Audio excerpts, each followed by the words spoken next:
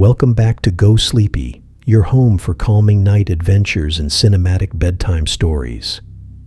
Tonight, we journey into the world of Indiana Jones, retold in a soft, classic novel style to help your mind drift into a peaceful sleep. So settle in, breathe deeply, and let the sands of history guide you into a soothing night's rest. The shadows of the temple. The jungle had a curious way of swallowing sound, as though it resented the intrusion of human voices.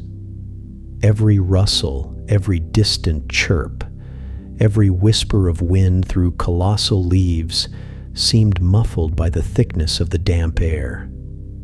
Yet the rhythmic crunch of boots through undergrowth persisted, steady and unhurried, announcing the presence of a man who had long ago learned to carry himself with quiet confidence amidst ancient mysteries. Dr. Henry Walton Jones, Jr., known to most as Indiana Jones, and to a few as simply Indy, lifted a hand to brush aside a curtain of vines, revealing a dim ribbon of a trail. The morning sun filtered through the canopy in wavering patterns, splashing his well-worn leather jacket with fleeting golden patches.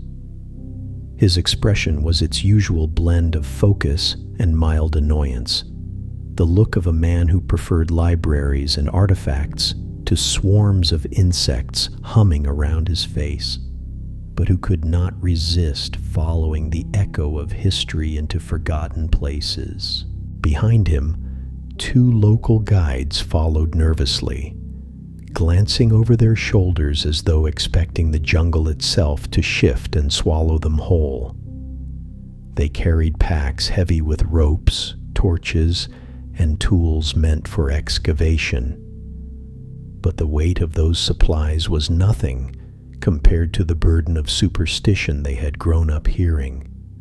Countless warnings about the old gods who protected sacred places hidden deep in this land. Indy stepped over the twisted root of an ancient ceiba tree and paused, raising a small notebook he kept in the pocket inside his jacket. In it were sketches, rough outlines of stone carvings, arrows pointing in several directions, and words scribbled hastily in Spanish. The final clue leading to the temple of the Chachapoyan warriors was said to be nearby. He scanned the page, then the surrounding area, his brow furrowing with a scholar's precision. "Senor Jones," one of the guides whispered, his voice trembling. The others, they turned back. They said the spirits are restless. Indy didn't look up. "Spirits are always restless. That's why I'm here." A thin smile tugged at his lips, though he knew well that legends often held more truth than outsiders believed. It was one of the reasons he never dismissed stories outright. Still, fear could spread like wildfire, and he needed these men with him a little longer. He folded away the notebook and moved onward, his steps purposeful. The air grew cooler as the canopy thickened, and soon they reached a moss-covered stone marker, a slanted pillar half swallowed by earth and roots. Strange glyphs ran across its surface, weathered yet unmistakably deliberate. Indy knelt down and inspected the carvings, brushing away debris with careful fingers. "It's the same pattern," he murmured. "A warning, most likely, or a boundary marker." One guide took a step back. "We should not cross." "We already have," Indy replied evenly, rising to his feet. "And we're still breathing." He adjusted his satchel, checking the bullwhip coiled at his hip and the revolver tucked into his belt. Then, with the quiet determination of a man who had lived most of his life on the boundary between myth and scholarship, he pressed deeper into the jungle. The trail soon narrowed until it seemed little more than an animal path. the cries of birds shifted to unfamiliar tones, harsher and sharper, and the sunlight grew sparse. At last they arrived at a place where the undergrowth thinned abruptly, as though trimmed by an unseen hand. Ahead lay a slope leading down into a shallow valley, and at the far end of that depression stood the temple. Even from a distance, it commanded respect. Hewn from dark stone and overrun with moss, it rose like a grave monument to forgotten gods. Vines coiled around its pillars as if trying to drag it back beneath the earth. The entrance was a gaping rectangular mouth carved into the facade, framed by two weathered statues. Their hollow eyes stared outward, challenging anyone who dared to enter. The guides audibly gasped. Indy simply adjusted his hat.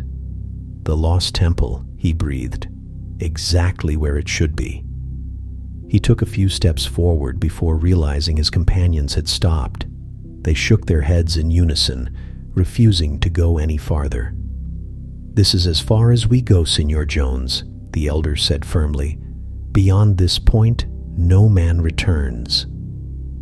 Indy regarded them for a moment, then nodded. He respected their boundaries. "I'll be fine. Wait for me back at the river.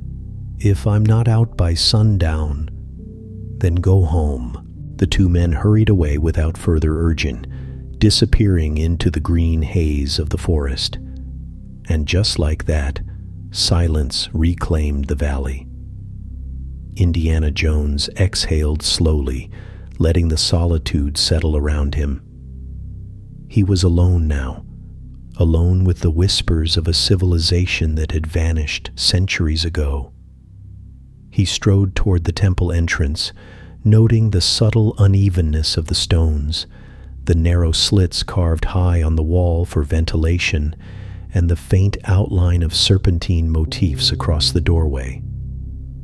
Every detail was a message, waiting to be interpreted. At the threshold, he paused, taking out a torch and striking a match. The flame flickered to life, casting warm light on the stone. Then he stepped inside. The air was cooler, tinged with the unmistakable smell of dust, long undisturbed. The corridor stretched ahead, formed of tight-fitting stone blocks. Water dripped rhythmically from cracks in the ceiling, the sound echoing faintly in the darkness. Indy took careful steps, testing each section of floor. He'd encountered enough ancient traps to know that this temple would not make things easy for trespassers. The Chachapoyan were master craftsmen, and their shrines were notorious for deadly surprises. After several yards, the passage widened into a chamber with high walls and a domed ceiling. Patterns covered the stones, etched spirals, stylized animal figures, and rows of what appeared to be ceremonial warriors. Indy's eyes scanned everything with the affectionate curiosity of a professor in his favorite archive. But he was not alone in this chamber. A man stood near the far wall, checking over a rope and hacking away at loose stones with a small trowel.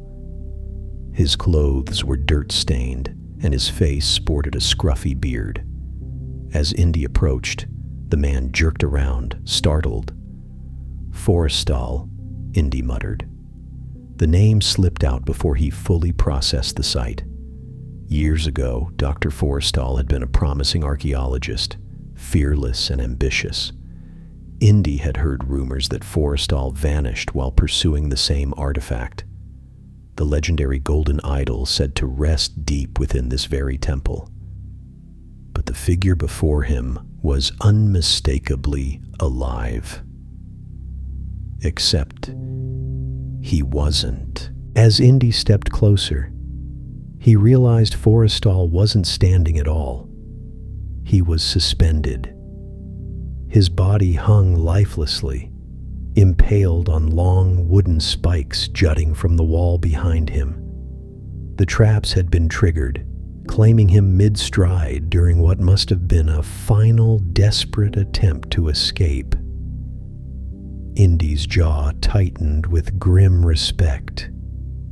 "You were good," he whispered to the fallen man. "Very good." The message was clear. Proceed carefully. He studied the floor once more, noticing subtle differences in the stonework, slight discolorations, edges misaligned by a hair's breadth.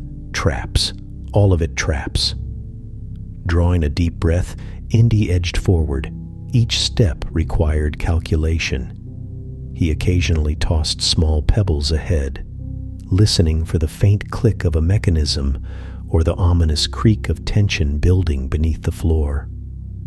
Through it all, his torch illuminated more carvings, more warnings, more ancient eyes silently watching him.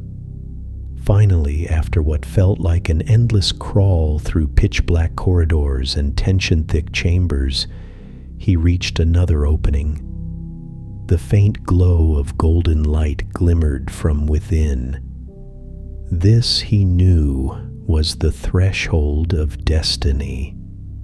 He stood there for a moment, letting the significance settle into his bones. He was close, closer than anyone had been since the ancient priests sealed this place. Behind that veil of shadows lay the final chamber, the resting place of the coveted idol. He adjusted his hat and stepped forward. The temple waited. The chamber of the golden idol, the chamber beyond the narrow passage, was unlike any other part of the temple Indiana Jones had traversed. The moment he stepped through the threshold, the air seemed to shift, still and reverent, as though the room itself were holding its breath. The golden glow he had glimpsed earlier now radiated softly from the far end of the chamber, casting long shadows that flickered over the ancient walls. Indy raised his torch high, revealing carvings etched with delicate precision. Scenes of rituals, celestial alignments, and fierce warriors adorned the stone, but his eyes were drawn swiftly past all of it to the centerpiece of the chamber, a pedestal of polished black basalt rising from the center of a circular platform, and atop it, bathed in the warm shimmer of reflected light, rested the object that countless explorations, legends, and sacrifices had pointed toward: the golden idol. The idol was no larger than a human head, yet it exuded a presence far greater than its size. It depicted a figure, half human, half divine, with wide eyes and an expression frozen in an enigmatic mixture of fury and serenity. The gold, flawless and radiant, seemed untouched by time. Even through years of dust and darkness, it gleamed as though newly forged. Indy approached slowly, each step measured, as though the ground beneath him might suddenly awaken. He knew from experience that artifacts of such significance were rarely left unguarded. The Chachapoyans had mastered the art of deterring intruders, and he had already seen the lethality of their craftsmanship. Reaching the edge of the platform, he crouched down to study the floor. The stone tiles were arranged in a meticulous mosaic, but subtle imperfections betrayed the presence of pressure plates. Here and there, the slightest unevenness hinted at deadly mechanisms waiting beneath. He took out a handful of small, sand-filled cloth pouches from his satchel, tools he had learned never to venture into temples without. He tossed the first pouch forward. It landed on what appeared to be a stable tile, only for the floor to respond instantly with a deep, ominous rumble. Spears shot from the walls, too swiftly for the eye to fully follow, striking where Indy would have stood had he simply walked ahead. "Right," he muttered. "Not that way." He circled to the left, torch held low, scanning for a path. His gaze traced the faint outlines of trial and error left by others, scratches from boots, torn fabric caught on rough stone, droplets of dried blood marking silent warnings. He imagined Forrestal here, navigating this same treacherous ground, perhaps moments from triumph before being overwhelmed by a miscalculation. Indy inhaled, centering himself, then began the delicate process of maneuvering across the trapped ground. He stepped only on the tiles whose patterns were subtly raised, a detail too minute for casual observation, but discoverable to those with a trained eye. His movements were slow and steady, allowing the room time to react, or not. As he progressed, the torchlight danced across the idol, making its expression shift with almost lifelike fluidity. At moments, it seemed to watch him, daring him to continue. The air grew thick with anticipation. At last, he reached the pedestal. Standing close, he could fully appreciate the artistry of the polished stone. It rose from the ground in a perfect column, its sides etched with spirals and protective glyphs. The idol rested upon a small stone plate, which itself was balanced with precarious precision. Indy knew well that the moment he removed the idol, something would happen. The question was, what?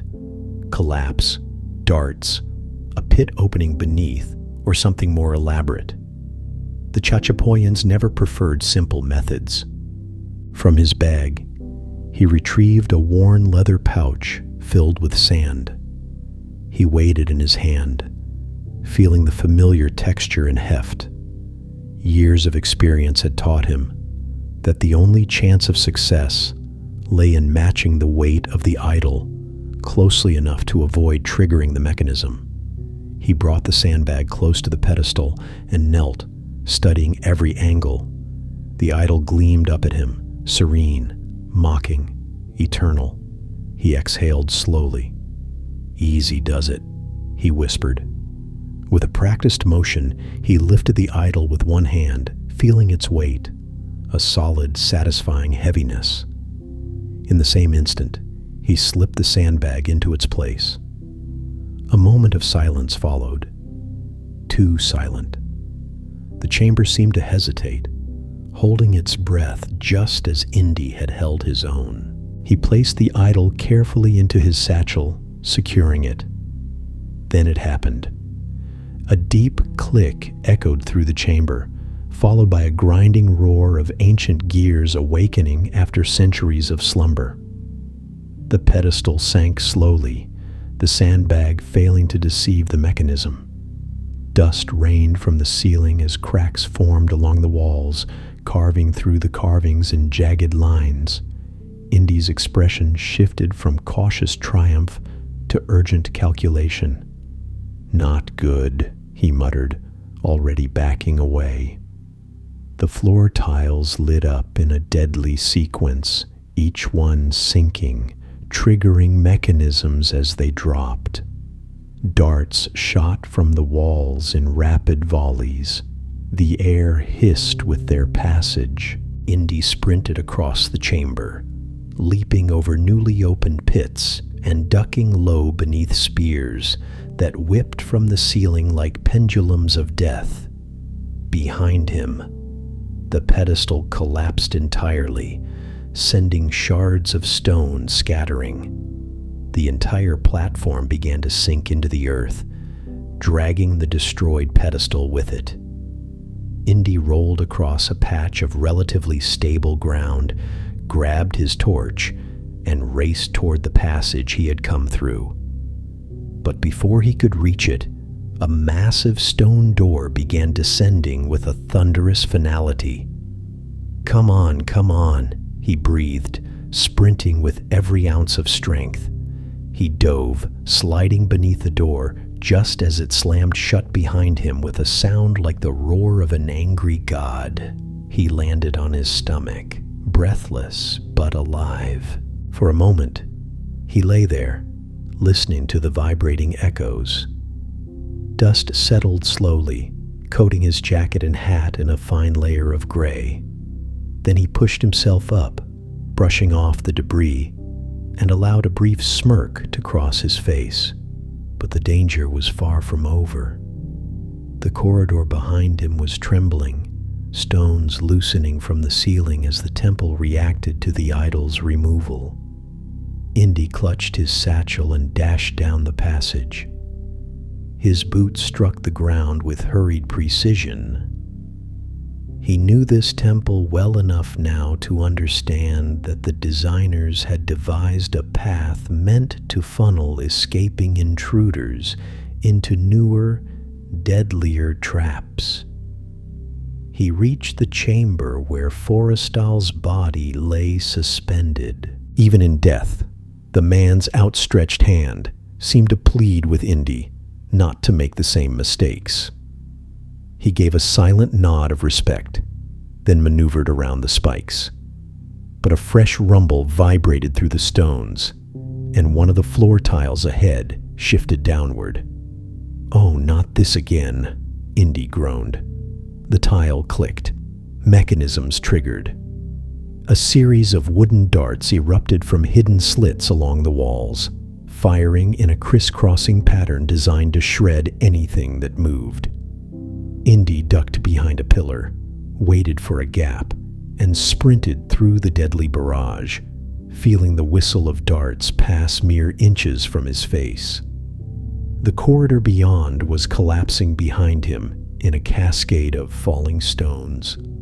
For the first time, a flutter of genuine worry crossed his mind. The temple was coming down fast.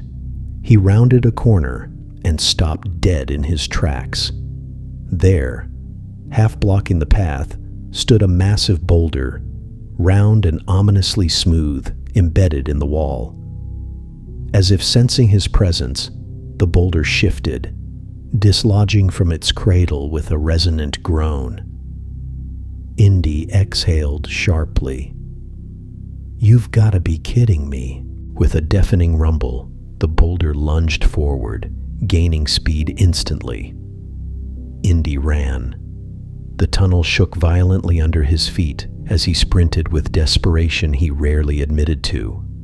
The boulder thundered behind him, the sound of doom rolling with terrible momentum. Dust blasted past him with its force, threatening to blind him. He forced his legs to move faster, past hanging roots, past loosened stones, past the traps that had already been sprung. He leapt over a gap where the floor had collapsed, his fingers brushing broken stone as he caught the opposite ledge and pulled himself up. The boulder smashed through the gap behind him, obliterating anything in its path. Light, faint daylight, appeared ahead. The exit. Indy gritted his teeth, lunged forward, and dove out of the opening just as the boulder crashed against the stone frame of the doorway, blocking it completely. He landed in the clearing outside, gasping for breath, clutching his satchel. The air tasted like freedom, tinged with humidity and dust. Birds startled from the nearby trees, scattering in alarm. Indiana Jones rolled onto his back, staring up at the canopy, one hand resting protectively over the idol hidden in his bag. He had made it out alive. But the dangers awaiting him outside the temple were far from finished. The betrayal in the jungle. For a fleeting moment, Indiana Jones simply lay on the damp jungle floor, chest heaving, the echo of the collapsing temple still ringing in his ears. He tasted grit between his teeth, smelled the earthy scent of soil newly disturbed by ancient forces, and felt the pounding of his heartbeat slowly returning from the frantic sprint for survival. The canopy swayed gently overhead, the sun filtering through in uneven patches, as though the world above knew nothing of the centuries-old fury that had nearly consumed him. But the jungle, for all its indifference, held another truth. Danger rarely arrived alone.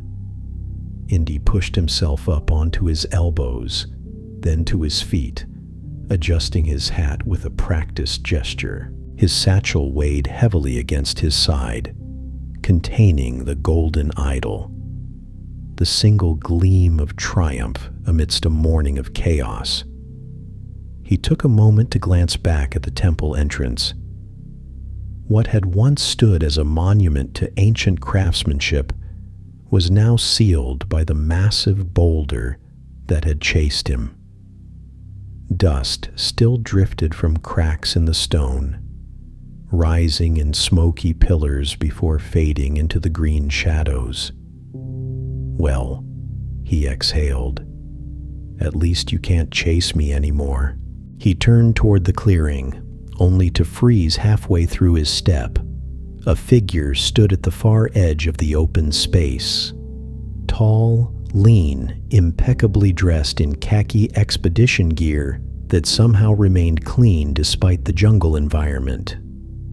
A wide-brimmed hat shaded his sharp features, and a smug, self-satisfied smirk curled across his lips.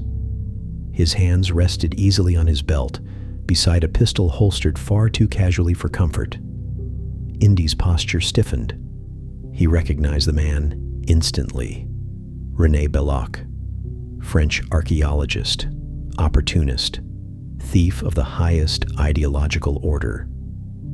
Indy had crossed paths with him more than once, each encounter proving that while Belloc had a scholar's knowledge, he possessed none of a scholar's integrity. And here he was again, as though the temple itself had conjured him from thin air to complete the morning's nightmare. "Dr. Jones," Belloc greeted, his tone warm and venomous all at once. "Once again you appear in my path carrying something that belongs, shall we say, to the rightful custodian of history." Indy felt a dark chuckle forming despite himself. "Funny, I didn't see you inside the temple. Shame, you missed all the fun." Belloc's smirk widened ever so slightly. "Ah, but why dirty my boots? You and I have established such a productive working relationship. You do the digging, I do the acquiring." As if on cue, figures emerged from the jungle behind Belloc. Jovito warriors, armed with blowpipes, spears, and bows. Their faces were painted with crimson patterns, their expressions stern and unyielding. They fanned out behind Belloc like the ribs of a fan, surrounding the clearing with silent intimidation. Indy's hand twitched toward his holster, but he stopped himself. The numbers were too great, and Belloc knew it. "You really know how to back yourself up," Indy muttered, lifting his hand slightly, not in surrender, but in acknowledgement of the danger. Belloc strolled a few steps closer, eyeing the satchel at Indy's side. "The golden idol," he said softly, "one of the finest artifacts of the Chachapoyan civilization. And you have risked your life to retrieve it." He extended an open palm. "Now be reasonable, Dr. Jones. Hand it over."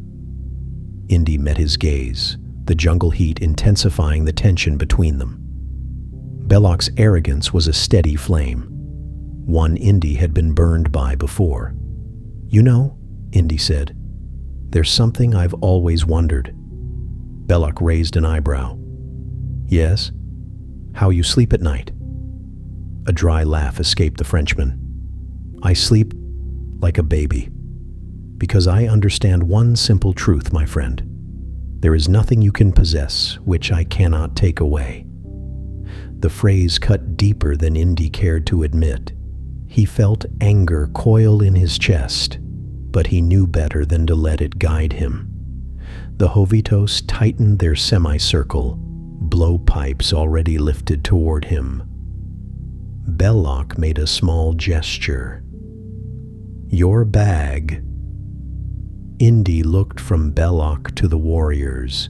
Escape wasn't impossible, but it was improbable, and living was a much better plan than dying over a single artifact. Slowly, reluctantly, he unfastened his satchel and tossed it toward Belloc's feet. The Frenchman's grin widened in triumph as he knelt to retrieve the idol. He lifted it with reverence, the gold gleaming against the soft morning light. His voice softened to a near whisper. "Magnifique. She is perfect." Indy clenched his jaw, feeling the familiar sting of seeing his prize stolen. Again. Belloc stood and admired the idol a moment longer before turning to Indy with a theatrical sigh. "Thank you, Dr. Jones. Your persistence and bravery are, what is the English expression? Admirable. But your survival, that, unfortunately, is not guaranteed." Indy took an instinctive half-step backward. "Kill him," Belloc said casually. The Jovitos raised their weapons, but Indy was already moving. Like a shot of lightning ripping across the sky, he bolted toward the tree line. The warriors shouted and gave chase, firing darts that hissed past his ears and embedded themselves in the bark of nearby trees. Indy plunged through thick vines, ducking beneath branches, leaping over twisted roots with the urgency of a man keenly aware that he was now being hunted. The forest erupted into chaos behind him. Indy pushed harder, lungs burning, ears alive with the sharp calls of the pursuing Jovitos. A dart sliced past his cheek, drawing a thin line of blood. He didn't slow. His instincts screamed for him to keep moving. Through the dense foliage he spotted movement, a familiar shape, a clearing, and within it, salvation. His guide, Satipo, sprinted toward a waiting seaplane tethered along the riverbank. The engine sputtered impatiently, as though understanding the urgency. Indy burst through the last cluster of vines and shouted, "Start the engine!" Satipo jolted, fumbling for the ignition as the Jovitos crashed through the trees behind Indy. Indy sprinted the last few yards, boots slipping on the wet river mud. He nearly dove headfirst into the water before grabbing the pontoon of the seaplane. Arrows struck the water around him. Darts flew dangerously close. Jovitos appeared on the riverbank, shouting angrily as Indy clambered onto the pontoon and pulled himself into the passenger seat. "Go! Go!" Indy yelled. Satipo finally got the engine to roar to life.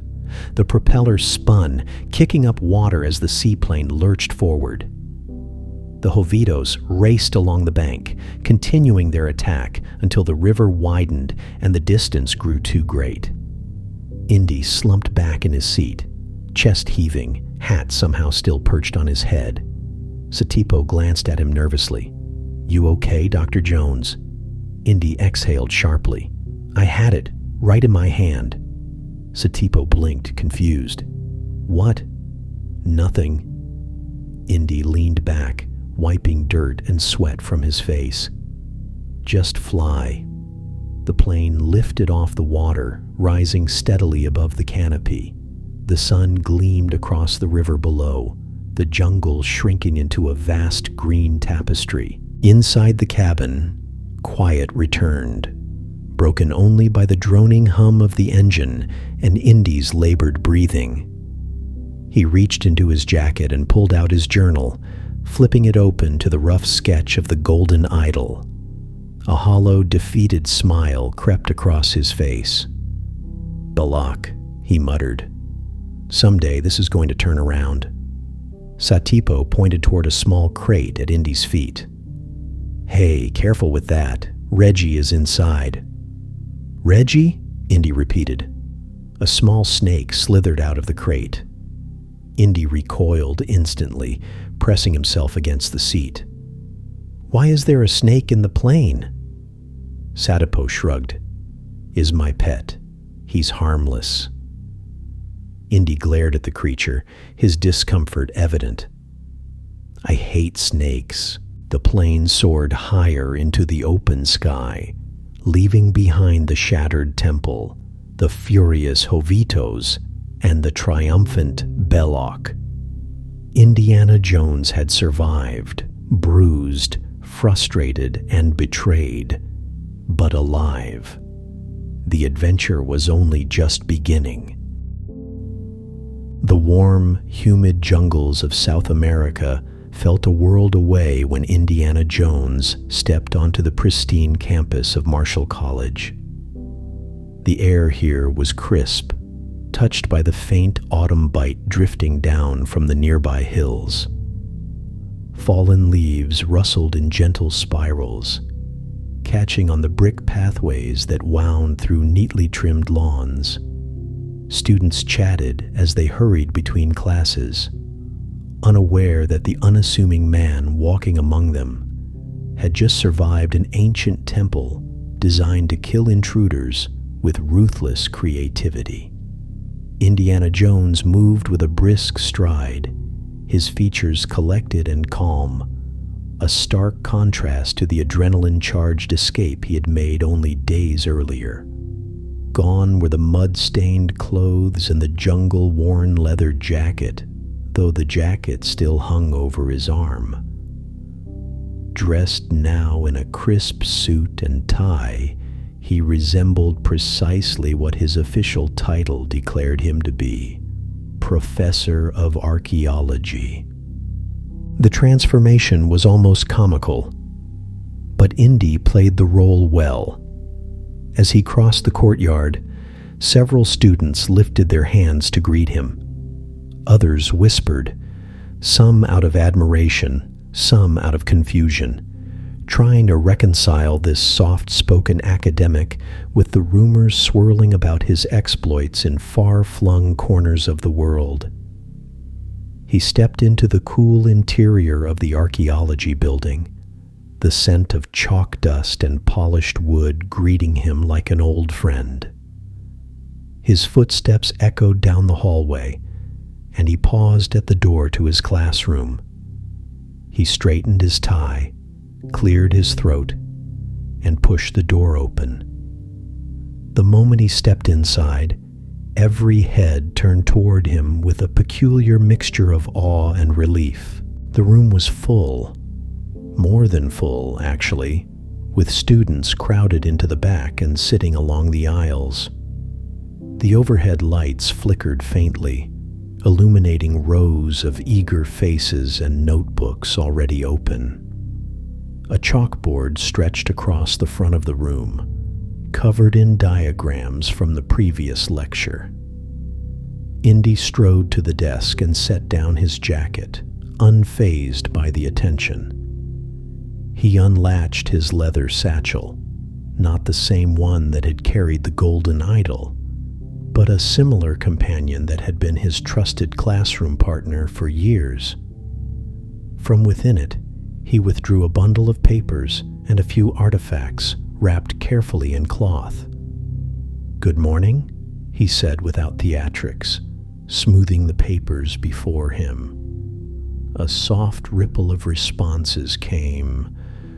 "Good morning, Professor Jones." Indy surveyed the room with a practiced eye. This, too, was a battlefield, though a far more civilized one. Here, the weapons were curiosity and questions, the traps were misconceptions, and the treasure was knowledge. Today, he intended to deliver it with the same intensity he reserved for ancient ruins. He turned to the chalkboard, picking up a piece of chalk. In a bold, deliberate motion, he wrote, "Neolithic religious iconography," As he dropped the chalk onto the rail beneath the board, he turned back toward the class, leaning slightly against the desk. "All right," he began. "What do we know about early religious symbols?" Hands shot up immediately. He gestured to a young woman seated in the third row. "Miss Andrews." She straightened. Early societies used natural elements and fertility figures to represent deities or spiritual concepts. "Good," Indy replied. "And what does that tell us about their worldview?" Before she could answer, he continued. "It tells us they were searching for order. They wanted to understand the world around them, its dangers, its cycles, its mysteries. And they used symbols to make sense of things they could not control." He moved away from the desk, pacing slowly as he spoke, his mind seamlessly shifting gears from the deadly precision of temple traps to the elegant analysis of human history.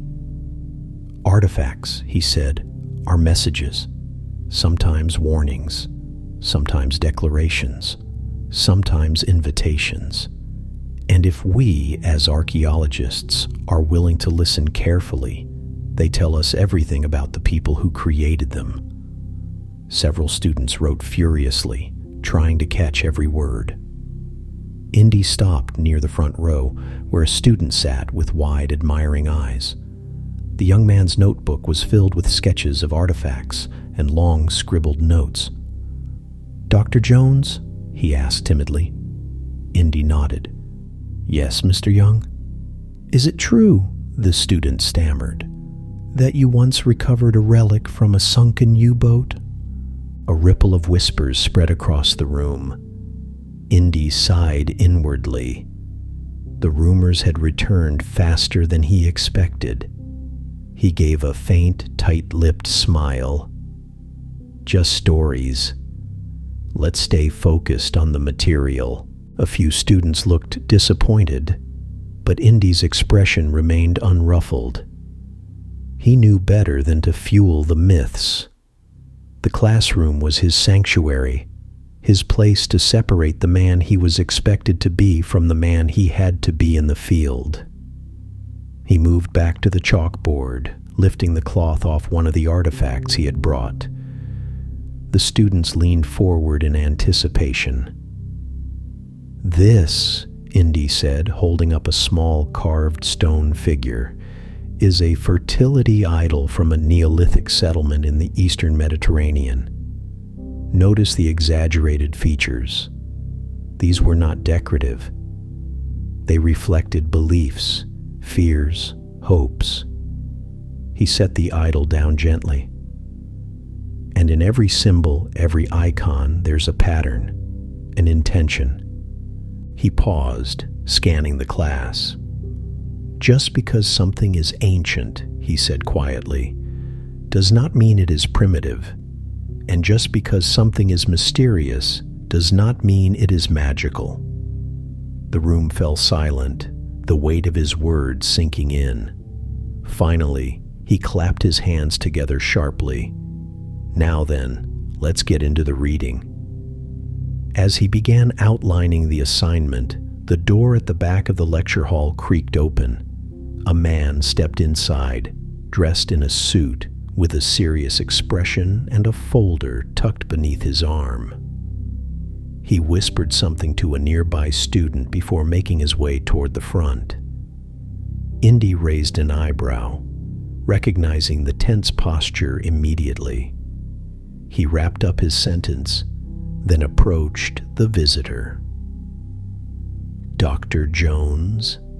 the man asked quietly. "Yes, Dean Stanforth would like to see you in his office, immediately." Indy felt a small knot form in his stomach. That tone was never used for academic matters, not for late reports or departmental updates. It was a tone reserved for something far more urgent. He nodded and turned back to the class. "All right," he announced. Continue reading the next 2 chapters. I'll see you Wednesday. Groans rose from the students, but he ignored them. He collected his things, slipped into his jacket, and followed the messenger down the hallway. His steps echoed in the quiet corridor, the transition from professor to adventurer already stirring beneath the surface. They reached the dean's office, a warm, book-filled chamber with a tall window overlooking the quad. Dean Stanforth stood near his desk, wringing his hands in a manner uncharacteristic for a man so composed. "Henry," he said, greeting Indy with forced calm. "Thank you for coming so quickly." Indy crossed the room. "What's going on, Marcus?" Before Stanforth could answer, 2 other men stepped forward, strangers in dark suits, holding briefcases, their expressions controlled and alert. Indy's brow tightened. Government men. "Dr. Jones," Stanforth said, clearing his throat. "These gentlemen are from the Army Intelligence Corps. They need to speak with you." Indy folded his arms, curiosity piqued. "Army Intelligence? What's this about?" One of the agents opened his briefcase. "Professor Jones," he began formally, "we have reason to believe the Nazis have initiated a major archaeological project. And we think you may be the only man who can help us understand what they're after." Indy's pulse quickened. The jungle had been dangerous. But this was something else entirely. The dean's office, normally a sanctuary of book-lined calm, felt charged with an unfamiliar tension. As the 2 Army intelligence officers settled into the leather chairs across from Indiana Jones, their crisp uniforms and polished briefcases seemed strangely out of place amid Marcus Stanforth's clutter of ancient relics and overstuffed shelves. A globe sat in the corner, its surface dotted with small pins marking current archaeological digs.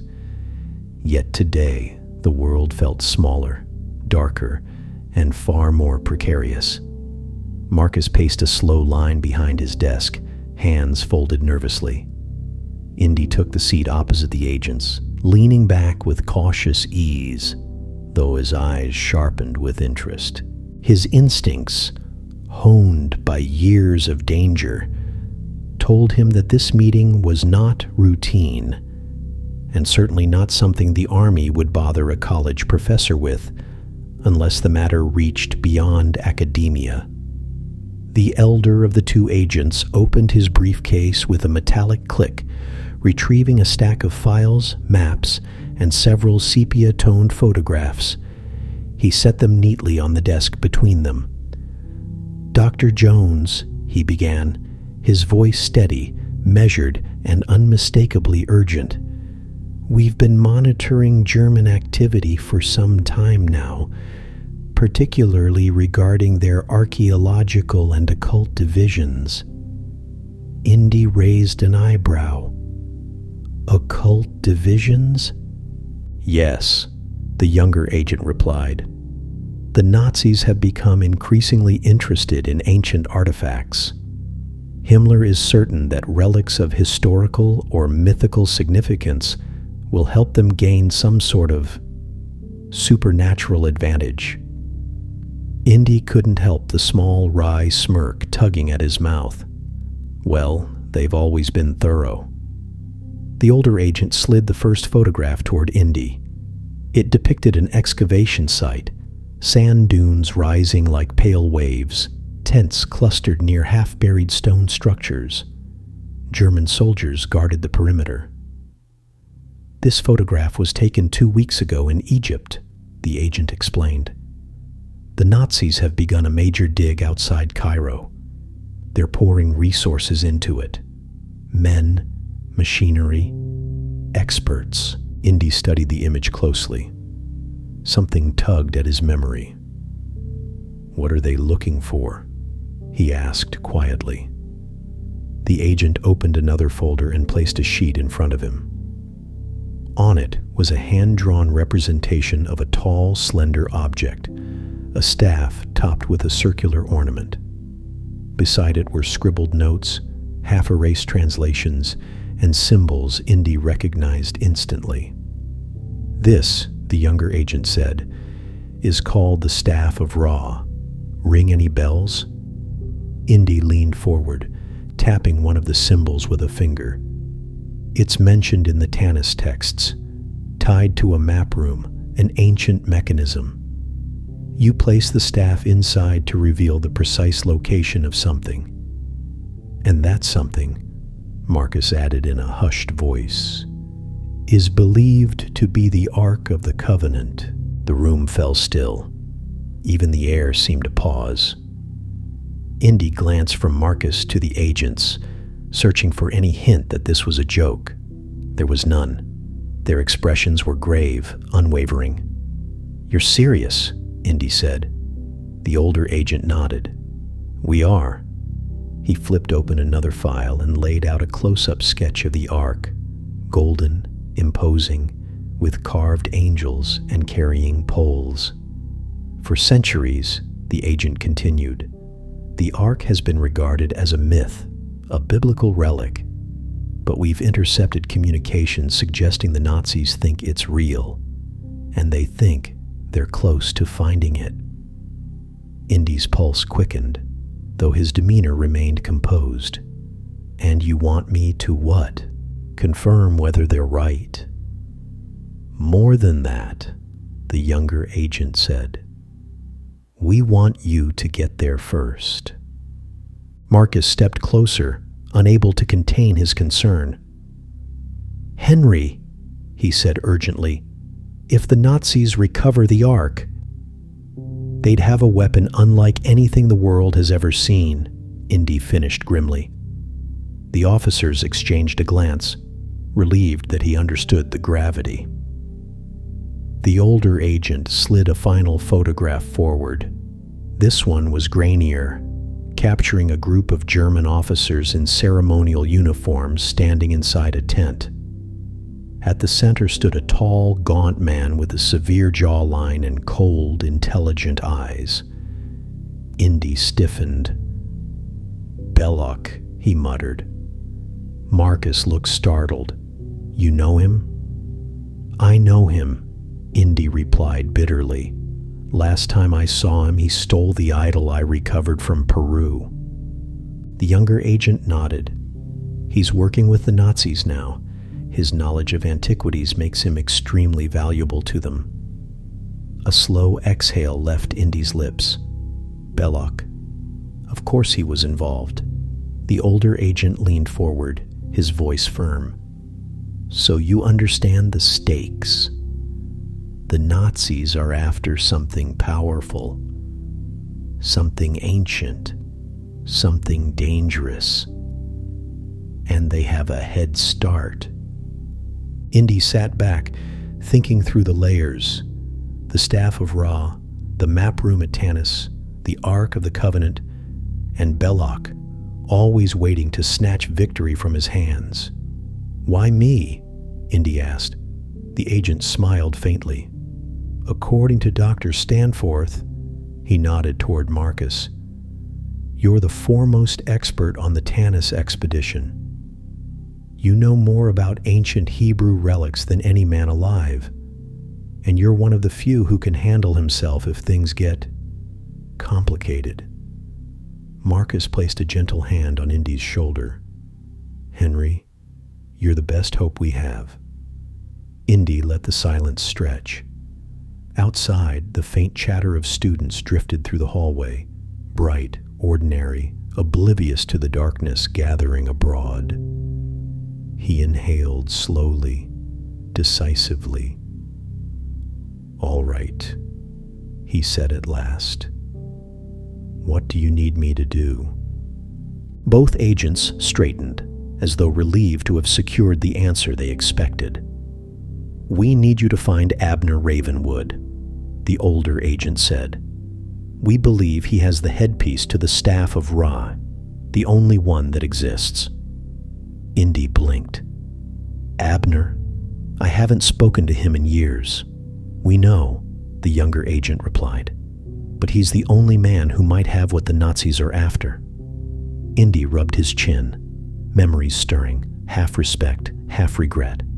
And where is Ravenwood now? Last known location is Nepal, the agent said. Indy let out a breath. Nepal. That was far from simple. Find him, the agent continued. Find the headpiece, and find out exactly what Belloc and the Nazis know. Time is not on our side. Indy stood, the weight of the task settling over him. It was monumental, historically, politically, spiritually, but something deeper stirred beneath the duty. Adventure, danger, a chance to stop Belloc, and a chance, perhaps, for redemption. He extended a hand. The agents shook it firmly. We'll arrange your travel, the older agent said. You leave within 24 hours. As the agents gathered their documents, Marcus placed a hand on Indy's shoulder once more. You're doing the right thing, Marcus said gently. The Ark is beyond anything we've ever studied. If the Nazis capture it, they won't, Indy said. Just, Marcus hesitated. Be careful, Henry. Indy gave him a faint smile. Aren't I always? Marcus sighed. No, not even remotely. The agents exited. Marcus followed to finalize arrangements. Indy remained alone in the spacious office, the fading sunlight casting long shadows across the relics lining the shelves. His gaze fell upon the photograph of the Ark left on the desk, an artifact of unimaginable power, a relic that shaped nations, broke armies, parted seas, and the Nazis were hunting it. He picked up the image, studying the intricate carvings. A chill crept into his bones. Abner Ravenwood, he murmured. Guess I'm heading to Nepal. He slipped the photograph into his pocket, grabbed his jacket, and left the office with purposeful strides. The quiet life of a professor was over. The race for the Ark had begun. The night before Indiana Jones was set to leave, Marshall College lay under a thin veil of quiet. Street lamps glowed softly along the cobblestone paths, casting golden pools of light that shimmered through drifting autumn leaves. The campus looked peaceful, far too peaceful for the turbulence stirring in Indy's mind. He walked with long, purposeful strides toward his small apartment near the outskirts of town. His suitcase, worn but sturdy, swung from one hand as he reviewed the list of supplies he'd need. Heavy coat, climbing rope, spare ammunition, and, most importantly, his battered leather jacket and fedora, which had never failed him in a tight spot. He entered his apartment and flicked on the lamp. The cozy room was cluttered with books, ancient tomes, maps, broken artifacts awaiting restoration. But Indy had long ago accepted that scholarly chaos was the closest thing he had to a home. He placed his suitcase on the kitchen table and began packing with practiced efficiency. A soft knock sounded at the door. Indy froze. Few people visited him at night. He opened the door cautiously. Marcus Stanforth stood on the threshold, wrapped in a wool coat, his expression filled with concern and something like paternal affection. "May I?" Marcus asked. Indy stepped aside, and the dean entered, looking around at the clutter with fond resignation. "You really do live exactly as one would expect," Indy smirked. "I try not to disappoint."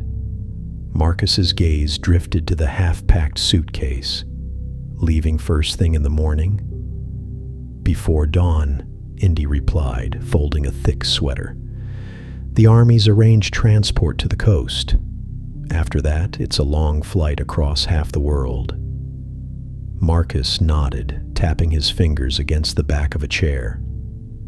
Nepal. It won't be easy finding Abner. He vanished from the academic world years ago. Indy paused mid-fold. Yeah, I know. Marcus hesitated.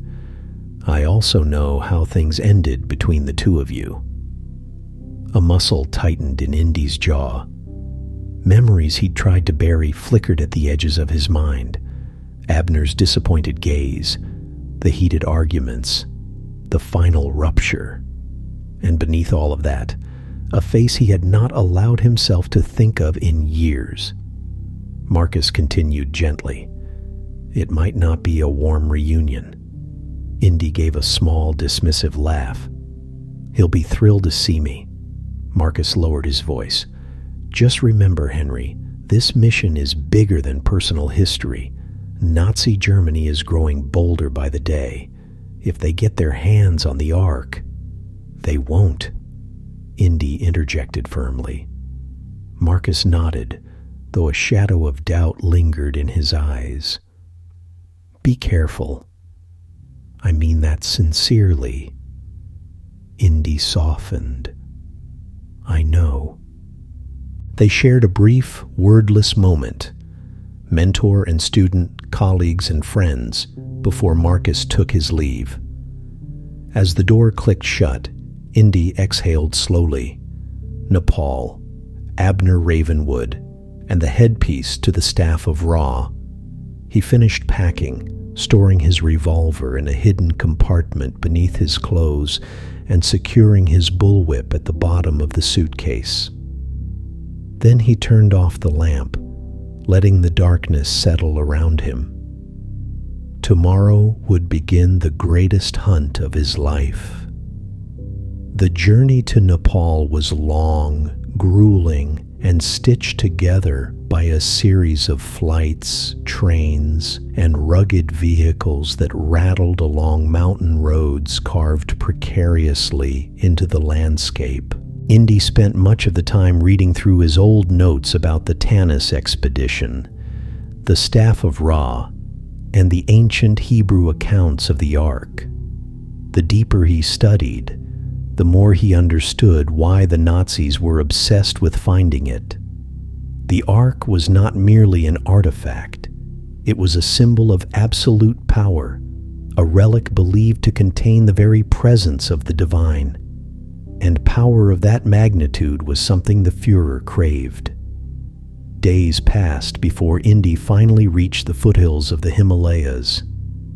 The air grew colder, thinner. Snow clung to the distant peaks, and the small villages along the mountain paths bustled with merchants selling wool, spices, and prayer flags that fluttered like colorful whispers in the icy wind. At last, after an arduous climb in a rickety truck, Indy arrived at the outskirts of Patna village, a remote settlement known for its rugged terrain, unforgiving winters, and the notorious drinking hole nestled at its center. The Raven. Indy stepped out of the truck, pulling his coat tighter around him as the cold wind bit at his face. Smoke curled from chimneys, mingling with the scent of roasting goat and burning cedar. Children darted between the snow-dusted huts, their laughter a brief warmth in the frigid air. He made his way toward the tavern, boots crunching over frozen ground. A faded wooden sign hung crookedly above the door, painted with the silhouette of a raven. Lanterns glowed warmly inside, casting flickering light across the frosted windows. Indy paused at the threshold. 6 years had passed since he'd last seen Abner Ravenwood. 6 years since their fallout. 6 years of unanswered questions, buried guilt, and unresolved anger. He inhaled deeply and pushed the door open. The tavern interior was dim, smoky, and alive with rough conversation. Locals crowded around heavy wooden tables, sharing steaming drinks to fend off the cold. A fire crackled in the stone hearth, its glow highlighting worn tapestries and battered shelves lined with bottles of dubious origin. Behind the bar, wiping glasses with a rag, stood a figure Indy had not expected. A woman. Young. Strong. Dark hair pulled back loosely. A scar along her jaw, faint but visible. Her eyes, sharp, intelligent, and filled with something like amused defiance, locked onto him the moment he entered. For a heartbeat, Indy forgot to breathe. She recognized him instantly. Marion Ravenwood, Abner's daughter. Indy froze, memories hitting him like a sudden gust of wind. Memories of an older man's furious shouting, of a tearful girl insisting she was old enough to make her own choices, and of Indy leaving, knowing he had just destroyed more than one relationship. Marion set down the glass with deliberate calm, leaning forward with a cold, dangerous smile. "Well," she said, her voice edged with ice, "if it isn't Indiana Jones." Indy swallowed. "Hello, Marion." She crossed her arms. "I always knew you'd show up again someday." She stepped out from behind the bar, standing inches from him, eyes blazing. "I just never thought I'd still want to punch you." Indy opened his mouth. Her fist flew before he could speak. The punch landed squarely across his jaw, sending him staggering back into a nearby table. A few patrons chuckled into their drinks. Others watched with knowing curiosity. Indy straightened, rubbing his jaw with a wince. "Yeah," he muttered. "I probably deserved that." Marion glared. "You deserve a lot more." Indy lifted his hands in a gesture of fragile peace. "Look, Marion, I didn't come here to start trouble. I need to talk to your father." Her expression shifted subtly, the anger giving way to something darker. Bitterness tinged with grief. "He's gone, Indy." Indy's breath caught. "Gone, as in dead," she said bluntly. 3 years now. You're a little late." He felt a heavy weight settle in his chest, a mix of shock, regret, and the realization that the path ahead had just become far more complicated. He stepped closer, voice softening. "Marion, I didn't know." "You didn't ask," she shot back. Their eyes met, two storms colliding. Finally, Marion exhaled, weary but resolute. "What do you want, Indiana?" Indy hesitated. Then he spoke. "I need the headpiece, the one your father kept. It's important, more important than either of us." Marion let out a short, humorless laugh. "The headpiece? You mean the one you two fought over? The one he swore he'd never give you?" "Yes." She turned away, pacing toward the fireplace, arms folded tight. "Why should I help you?" Indy stepped closer. "Because the Nazis are searching for it." Marion froze. He continued, voice steady. "They think it will lead them to something powerful, something dangerous. If they find it..." He didn't have to finish. Marion turned slowly, meeting his gaze. The fire flickered behind her, casting shadows across her determined expression. "So," she said quietly, "you want me to help you stop them?" Indy nodded once. Marion sighed, a long, conflicted exhale. "All right, Jones," she said at last. "I'll show you where it is." She walked toward the stairs leading to a small loft. "But after this," she added sharply, "we're even." Indy followed her, knowing, deep down, that nothing about this alliance would ever be simple. The hunt for the Ark had begun, and Nepal was only the first step. Dawn in Cairo unfurled like a slow-burning flame, stretching golden fingers across the desert and washing the city in a warm, luminous haze. From the rooftop of Sallah's home, Indiana Jones watched the sunrise with a quiet intensity, his silhouette carved sharply against the brilliant horizon. Marion stood beside him, wrapped in a light scarf that fluttered in the early breeze. Below them, Cairo was waking, vendors sweeping dust from their stalls, donkeys braying from narrow alleyways, pots clattering in kitchens. Life returned with steady rhythm. But Indy knew that beyond the familiar bustle, something darker was stirring. "Belloq's already moving," Indy murmured as he lowered the binoculars. Marion leaned in. "He's that eager? When you're the Nazis' favorite archaeologist?" Indy exhaled. "You don't sleep much." Marion crossed her arms. "Then neither do we." Sallah stepped up behind them with a wide, reassuring grin. "My friends, a new day, a dangerous day, but a blessed day." Indy couldn't help smirking. "Let's hope the blessings outweigh the bullets." Sallah clapped his hands. "The map room is guarded now, but the changing of the watch happens just after sunrise. It is our best chance." Indy grabbed his satchel and the carefully wrapped headpiece. "Then we go." Entering the storm. Moving through Cairo as disguised workers was easier than Indy expected. The loose beige robes, simple sandals, and dusty scarves hid their identities perfectly. Marion adjusted hers every few steps, muttering that disguises were too hot and too scratchy. Sallah led them through side streets, across wide courtyards, and around the glittering dome of an old mosque until they reached the desert, an ocean of dunes shimmering beneath the strengthening sun. Ahead lay the German excavation camp. Guards paced the perimeter. Trucks sputtered to life. Floodlights dimmed as daylight overtook them. Belloq, recognizable even at this distance, strode arrogantly through the center of the camp, barking orders as if he were a pharaoh made flesh. Marion observed him with disdain.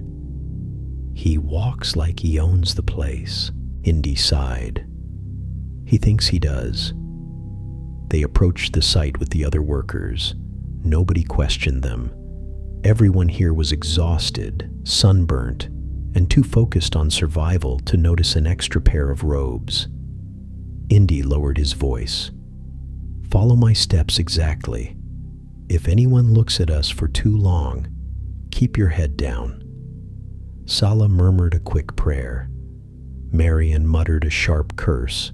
Together, they slipped past a pair of guards who were arguing about their rations, crossed behind a line of machinery, and descended toward the half-buried structure that concealed the map room's entrance. Sallah whispered, "Now, quickly." Indy pulled out the stolen key, fitting it into the concealed stone lock.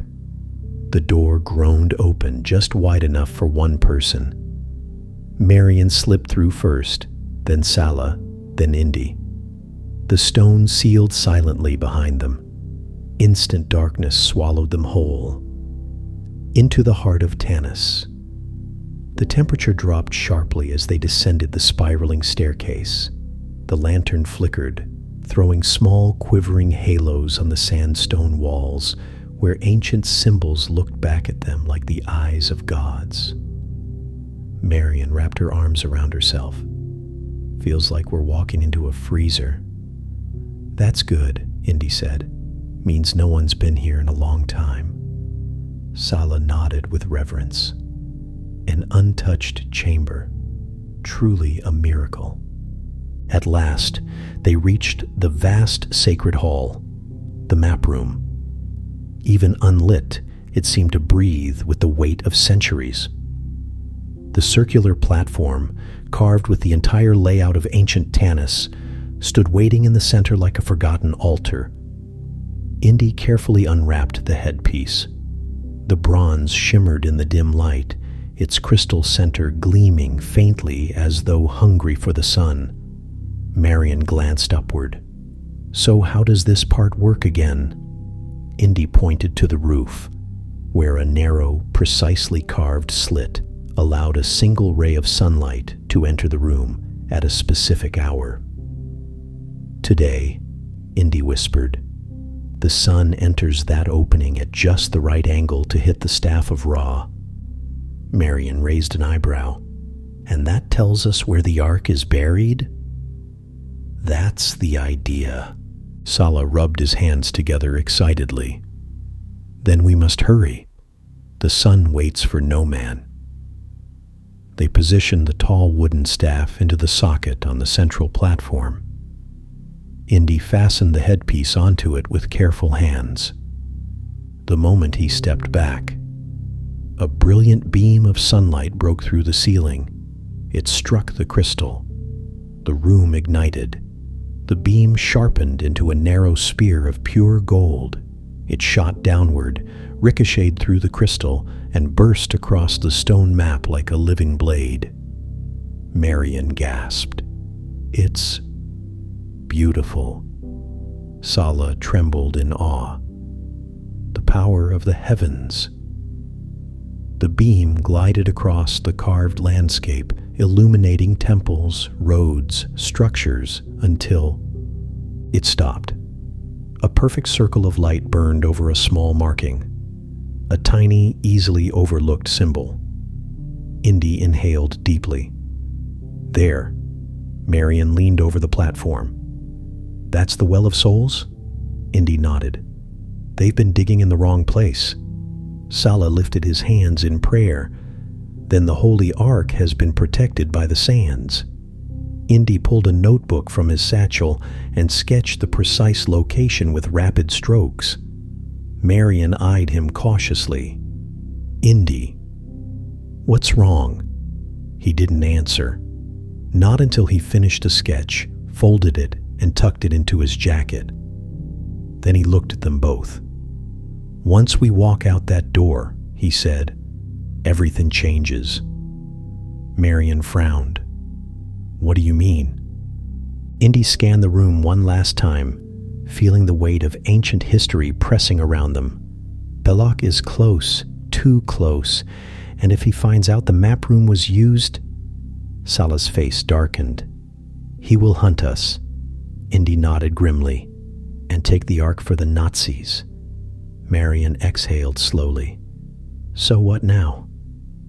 Indy extinguished the lantern. The chamber went completely dark again except for the last fading glow from the slit above.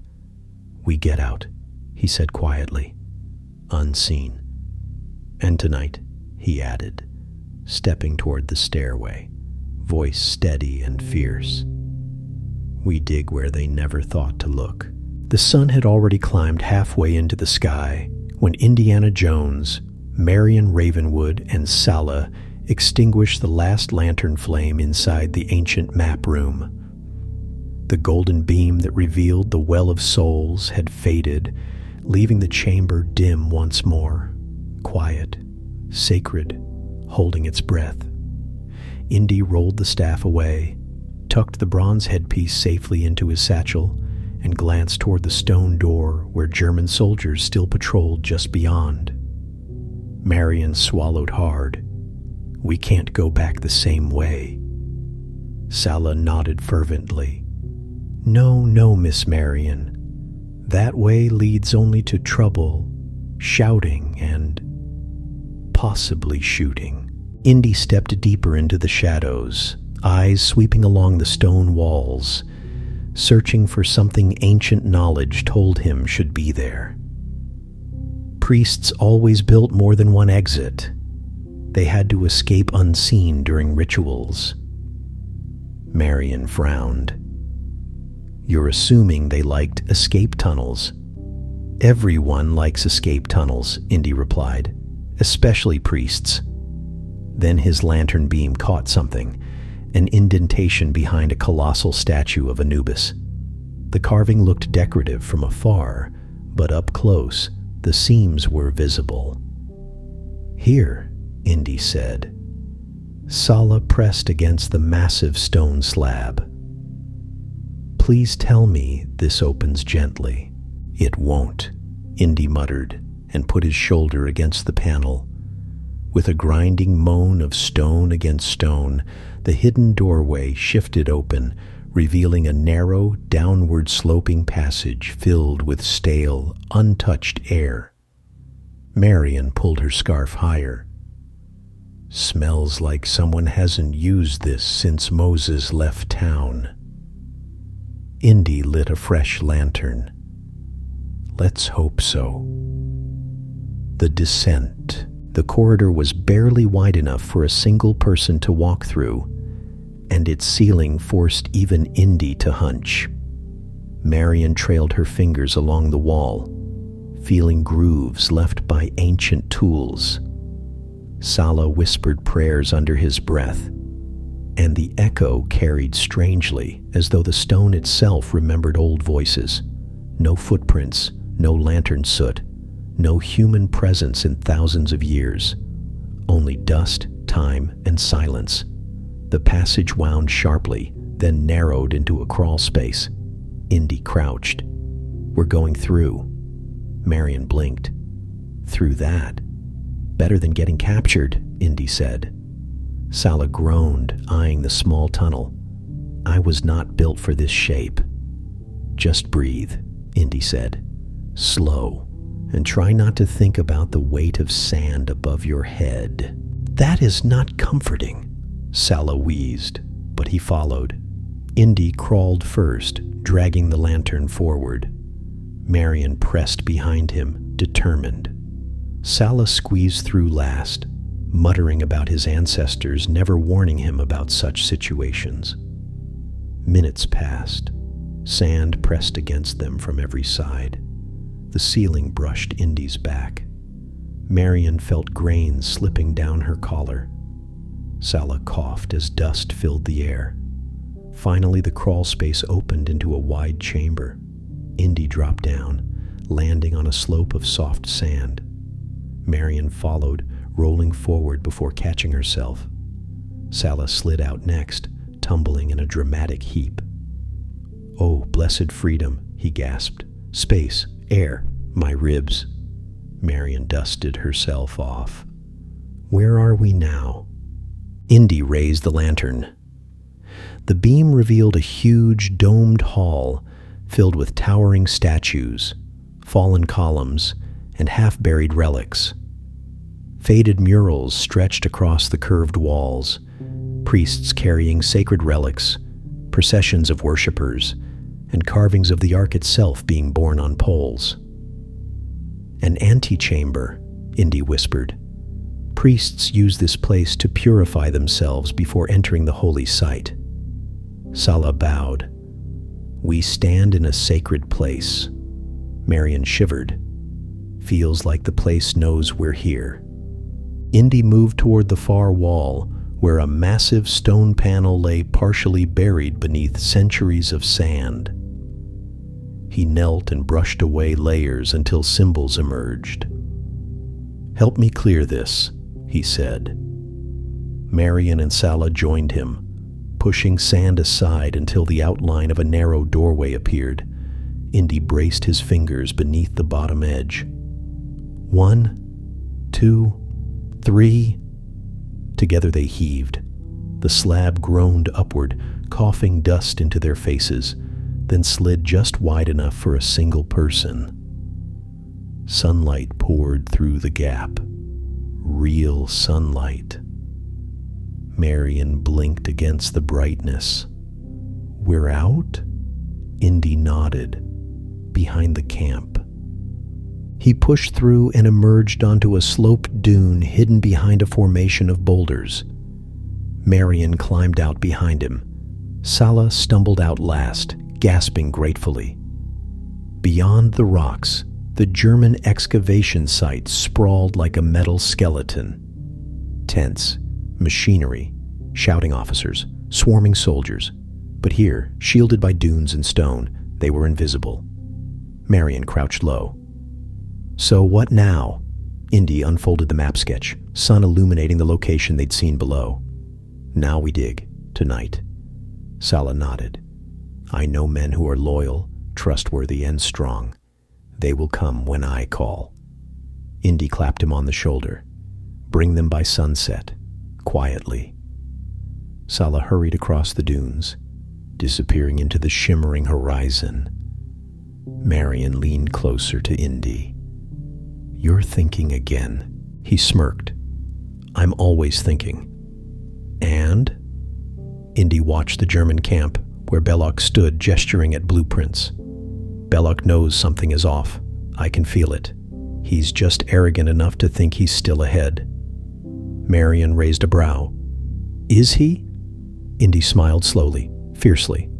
"Not anymore." She studied him, dusty, sunburned, eyes razor sharp, and shook her head with a small laugh. "For an archaeologist," she murmured, "you're completely insane." Indy tipped his hat. "It's part of the job." Marion breathed deeply, glancing at the desert where Sallah had vanished. "Do we even have enough time?" Indy folded the map. "We'll make time." He stood, sweeping his gaze across the open dunes. "If the Well of Souls is down there, then so is the Ark." Marion stepped beside him. "Then we dig tonight." Indy nodded, and in the blazing heat of midday, the two of them sat hidden among the dunes, planning the most dangerous excavation of their lives as the Nazi camp unknowingly prepared to be outsmarted by a man with a whip, a woman with fire in her eyes, and a handful of loyal diggers. Night fell like a veil drawn across the desert, muffling the world beneath a vast and star-strewn silence. The German camp, once blazing with lights, was now a fortress of shadows. Lamps flickering against canvas tents, guards pacing in restless arcs, engines humming low like the growl of distant beasts. And beyond the perimeter, concealed behind a cluster of jagged boulders, Indiana Jones, Marion Ravenwood, and Sallah prepared to unearth a secret lost for thousands of years. Sallah returned with 8 trusted diggers, rugged men whose faces were etched with both courage and desperation. Each carried tools wrapped in blankets to silence any clatter, moving with the solemnity of those who understood they were about to trespass into a sacred and dangerous world. Indy unrolled his sketch, kneeling in the sand. Lanterns were kept low, their flickering flames hidden beneath clay shields. "This is the exact spot," Indy whispered, tracing the small marking on the parchment. Marion peered over his shoulder. "It still looks like any other dune." Indy smirked faintly. "The best secrets always do." Sallah knelt beside them. "My friends, once we begin, there is no turning back." Indy looked up at the men gathered around him. Hard-working, loyal, each trusting Sallah with their lives. "We start now," Indy said, his voice steady. "We dig until we hit stone." The men nodded, and the sandstorm of history began. The dig. Shovels cut into the earth in silent arcs. Sand flew softly, barely making a sound against the desert breeze. The diggers worked in a wide circle, following Indy's precise directions. Slow, steady, careful. Marion worked just as fiercely as any of them, her breath forming faint clouds in the cooling night air. Indy dug near the center, sweat trickling down his back despite the cold. Every handful of sand removed felt like peeling away time itself. He paused once, wiping his brow, listening. Distant German voices echoed faintly. Orders, shouts, the clank of machinery. But no alarms, not yet. Hours passed. The moon drifted across the sky. The hole deepened, 3 feet, then 5, then 7. Then, clang! A shovel struck something solid. Every head snapped toward the noise. One worker fell to his knees, brushing away sand with trembling fingers. Smooth stone emerged beneath the grains, ancient sandstone, firm and unbroken. Sallah gasped. By the name of the prophets, we found it. Indy dropped beside the man, clearing more sand barehanded. Carvings appeared, faded hieroglyphics, a circular seal, 6 small notches evenly spaced along the rim. Marion whispered, "That's beautiful." Indy smiled. "It's the door, the roof of the Well of Souls, a holy chamber lost beneath the sands for millennia." He signaled the others. Everyone, very carefully now. They worked methodically, uncovering the entire stone slab, 12 feet long, 8 feet wide, carved so perfectly that the desert had barely scratched its surface. Indy produced 6 crowbars, passing them to the strongest workers. One man handed Marion a wrapped piece of cloth. She used it to shield her burned hand. Indy positioned himself at one corner. On my count. The men braced themselves. 1. The night held its breath. 2. The desert seemed to lean toward them. 3. They heaved. The stone slab groaned, ancient, heavy, resistant. Sand poured from its edges like water, cascading into the opening that slowly widened beneath. The slab shifted, rising just enough for 2 men to brace pieces of wood beneath it. They levered again, harder, until the stone slid fully aside with a deep, resonant thud, revealing a vast black void beneath. A cold wind, unnatural and dry, rushed up from the dark. Marion shuddered. "Feels like something down there just woke up." Sallah murmured a prayer under his breath. "This is a sacred place, but also a place of death." Indy took a lantern, igniting it fully for the first time. He raised it above the yawning darkness, and the light revealed. Indy froze. Marion gasped. Sallah stepped backward so sharply that he nearly tripped. The chamber below writhed, with snakes, thousands, tens of thousands, a living ocean of scaled bodies, slithering over ancient stones, coiling around columns, pouring through cracks like flowing shadows. Their hissing rose up like steam in a boiling cauldron. Indy's entire body tensed. He swallowed. Hard. "Snakes," he muttered. "Why'd it have to be snakes?" Marion glanced at him. "That many snakes. That's a collection." Salah's face twisted. "Indy, this is a bad place. A place for serpents and spirits." Indy steadied himself. "We're going in." Marion blinked. "Into that?" He nodded. "The Ark is somewhere down there. That's the point of this chamber."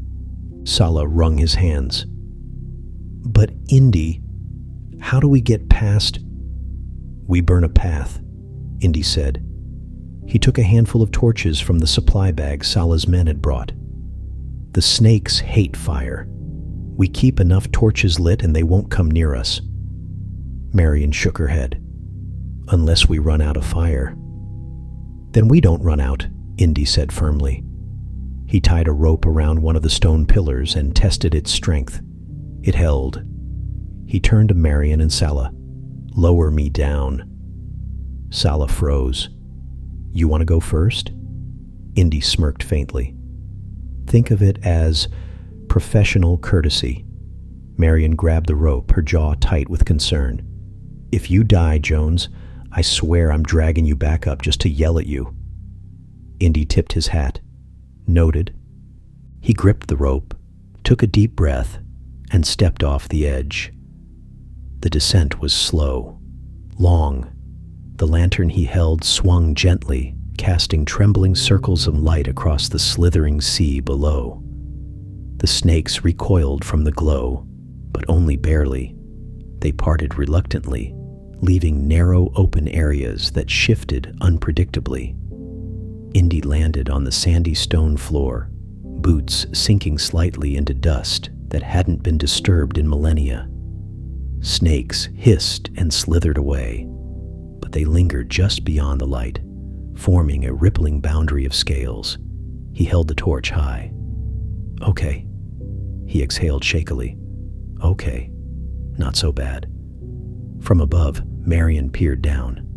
"Don't lie to yourself." "Sallah," Indy called up. "Bring down the torches, and Marion—" "Yes?" "Stay close behind me. You're the only person I trust to hit me with something if I panic." Marion snorted. "That's the most honest thing you've ever said." One by one, they descended. The rope creaking, dust falling, snakes coiling away just enough to provide a narrow passage. Finally, the three of them stood inside the vast underground chamber. Sallah raised his torch and stared, mouth open in awe. Marion gasped. Indy froze again, because now, fully illuminated, the Well of Souls revealed its heart. Two colossal statues of Anubis, standing guard across a wide stone expanse. And between them, half buried beneath centuries of sand and fallen stone, a golden rectangular shape glinted beneath the shifting torchlight. Marion whispered, "Indy, is that—" Indy stepped forward, heart pounding like a drum. "Yes," he said softly. "That's it. The Ark of the Covenant, lost for 3,000 years, waiting for them beneath a sea of serpents and shadows." Indy lifted his torch higher, eyes gleaming. "Let's finish this."